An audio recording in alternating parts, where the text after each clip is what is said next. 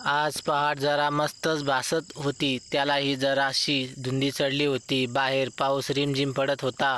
वाराही कुंद झाला होता. तो आज खूप खुश होता. अगदी मनातून भारला होता. कारणही तसंच होतं. आज तिच्या अन त्याच्या लग्नाला 1 वर्ष झालं होतं.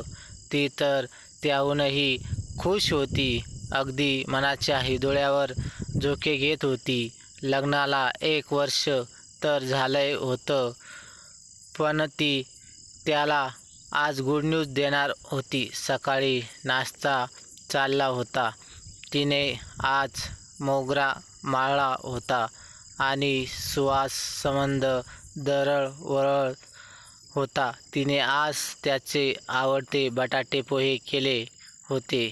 तोही प्रत्येक घासाबरोबर तिला डोळे मिटकावून दात देत होता.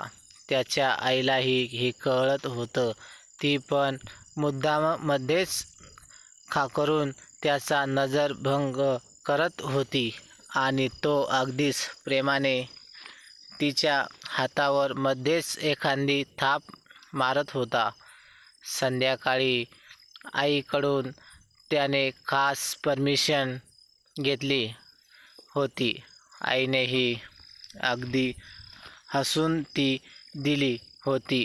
इव्हिनिंग शो ची 2 तिकिटे काढली होती. मग घरी तिघांचा डिनर असा मस्त बेत ठरला होता. दोघे भलतेच खुश होते. आई देखील त्यात सामील झाली होती. दुष्ट लागू नये असा त्यांचा संसार होता. पण संसाराचं काय, त्याला कधी कधी प्रेमाची चीज दुष्ट लागते. त्याने पैसे वाचून हप्त्याने तिच्यासाठी स्कूटी बुकलेली होती. तिला ऑफिसला जायला गर्दीत त्रास होता ना. तीही काही कमी नव्हती. 5 महिने पैसे वाचून एक हिऱ्याची अंगठी घेतली होती. जणू संध्याकाळी ती घेऊन एका हिऱ्यावर दुसऱ्या हिऱ्याचा कळस चढवणार होती. ऑफिसमधून संध्याकाळी एकमेकांना फोन केले. तिने त्याला त्याच्या सोनाराच्या दुकानासमोर भेटायला बोलावले.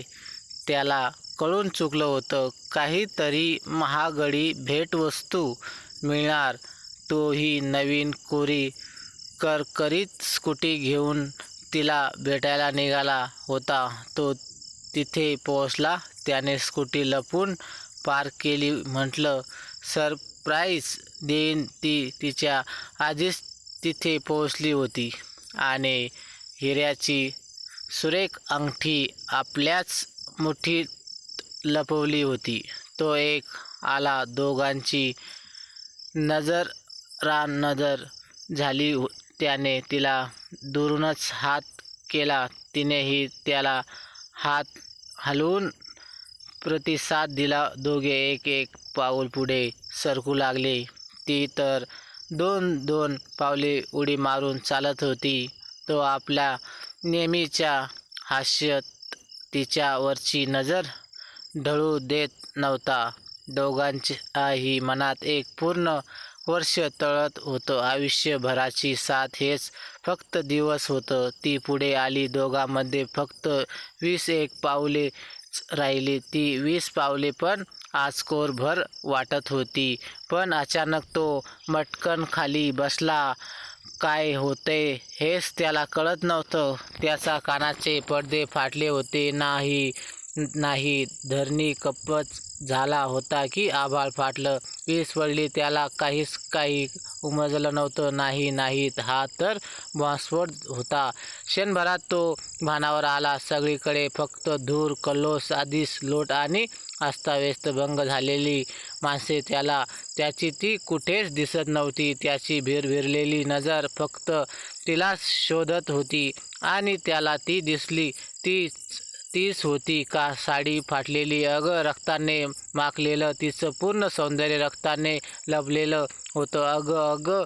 छिन्न विच्छिन्न झालं होतं. तो धावला. जीवाच्या आकाने धावला. त्याने तिचेच डोकं मांडीवरचे घेतलं. तिला जोराजोराने हाका मारली. अजून थोडी आशा दिसत होती. तिने डोळे उघडले. त्याचा अश्रू तिला गालावर पडत होता. तेच अश्रू तिचा अबोल चेहरा दाखवत होता. फक्त दूर सावर होते. तो काही बोलणार इतक्याच तिने मूठ उघडली आणि ती हिऱ्याची अंगठी जणू काही खुलून हसली. तिने मूठ उघडली. त्याला काय बोलावं काहीच कळत नव्हतं. तिच्या मुठीत ती चमकदार अंगठी लकाकत होती. जणू घे मला बाहुपाशात खुणावत होती. तो रडत होता. थांब थांब म्हणत होता, पण तिच्या डोळ्यातून अश्रू येत नव्हते. तिच्या चेहऱ्यावर होतं ते फक्त हलकसं स्मित, कदाचित मरणापर्यंत साधका. हीच तिने ती अंगठी हळूच त्याच्या हातावर ठेवली. त्याने तिचा हात घट्ट धरला होता. हळूच तिची मूठ बंद झाली. फक्त टेक केअर म्हणून तिचे नाजूक ओठ बंद झाले. पण तिच्या चेहऱ्यावर तेजी व गेन स्माईल आजही तसंच होतं. तर मैत्रिणींनो आणि मित्रांनो, तुम्हाला कथा कशी वाटली कमेंट बॉक्समध्ये नक्की कळवा. आणि व्हिडिओ आवडला असेल तर व्हिडिओला लाईक आणि शेअर करा. आणि अशाच नवनवीन कथा दररोज न चुकता ऐकण्याकरिता आमच्या चॅनलला सबस्क्राईब नक्कीच करा. धन्यवाद.